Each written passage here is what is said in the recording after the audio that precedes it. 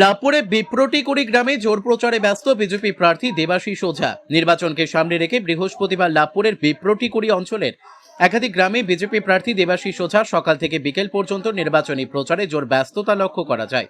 এদিন নির্বাচনী প্রচার ও প্রতিটি বাড়ি বাড়ি গিয়ে জনসংযোগ কর্মসূচিও করলেন তিনি। জানা গেছে, পরিবর্তনের লক্ষ্য নিয়ে আগামী 23 এপ্রিল সকলকে সকাল সকাল ভোট দেওয়ার আবেদন জানিয়ে ও সঠিক রাজনৈতিক দলকে দেখে ভোট দেওয়ার বার্তা তুলে ধরে এই নির্বাচনী প্রচার করা হয়। লাভপুর থেকে শুভদীপ গুইয়ের রিপোর্ট, বিগ নিউজ বাংলা।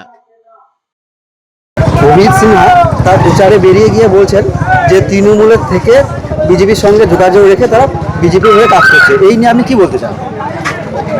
উনি অনেক দিনকার পলিটিশিয়ান, আমি বুঝতে পারছি না কেন এরকম কথা বলছেন। 11 সালে যখন পরিবর্তন করেছিলাম তখন ঠিক এইরকমভাবেই সিপিএম ছেড়ে মানুষ জয়েন করেছিল তৃণমূল কংগ্রেসে। আজকে পরিবর্তনের নতুন যুগ, তাই পরিবর্তনের সমস্ত দল, সমস্ত ধর্মের লোক এভাবেই জয়েন করবে এবং তার জন্য পরাজয় নিশ্চিত করবে। উনি কেন নিজের দল সম্পর্কে এমন কথা বলছেন ওনার বলা ঠিক নয়। মানুষ এতে আঘাত পাচ্ছে।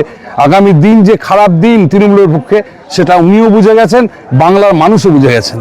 এবং উনি এর সাথে এই কথাটা বলছেন যে তাদেরকে একটা ভোটের পরে একটা লিস্ট টানানো হবে এবং তাদেরকে চিহ্নিত করে লিস্ট টানিয়ে তাদের ব্যবস্থা নেওয়া হবে। এই জন্য আমি কি বলতে চাই? অত্যন্ত খারাপ কথা, কারণ উনি বিচারক নন, উনি জুডিশিয়াল কোনো ব্যক্তি নন যে কোনো মানুষের বিচার উনি করবেন। উনি বলছে ফ্লেক্স টাঙিয়ে যারা ভোট দিচ্ছে না, যারা ওদের বিরুদ্ধে যাচ্ছে তাদের ফ্লেক্স টাঙাবেন, তাদের নাম দিয়ে নিজে সই করবেন। এটা নির্বাচনী বিধি লঙ্ঘন করে।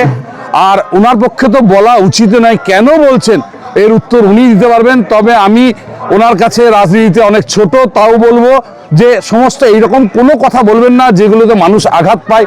আগামী দিনে মানুষ আপনার থেকে আরো দূরে সরে যায়।